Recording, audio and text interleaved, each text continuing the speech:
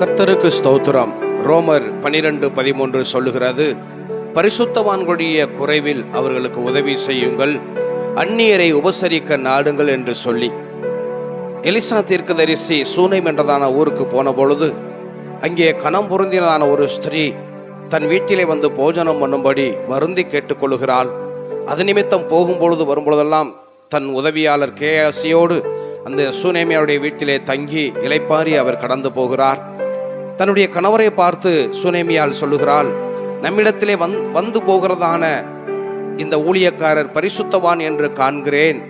இவருக்கு நம்முடைய வீட்டின் மெத்தையின் மேல் ஒரு சிறிய அறையை கட்டி கட்டில், மேஜை, குத்துவிளக்கு, நாற்காலி போன்றதான பொருட்களை வைத்து நாம் அவருக்கு உதவி செய்வோம் என்று சொல்லி உதவி செய்கிறார்கள்.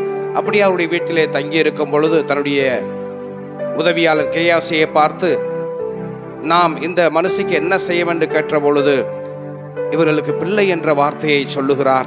இன்னும் ஒரு உற்பவத்திட்ட காலத்திலே நீ ஒரு குமாரனை அணைத்துக் கொண்டிருப்பாய் என்று சொல்லுகிறார். அப்படியே சூனேமியாளுக்கு நல்ல ஆண் குழந்தையை கர்த்தர் கொடுத்து ஆசீர்வதிக்கிறார்.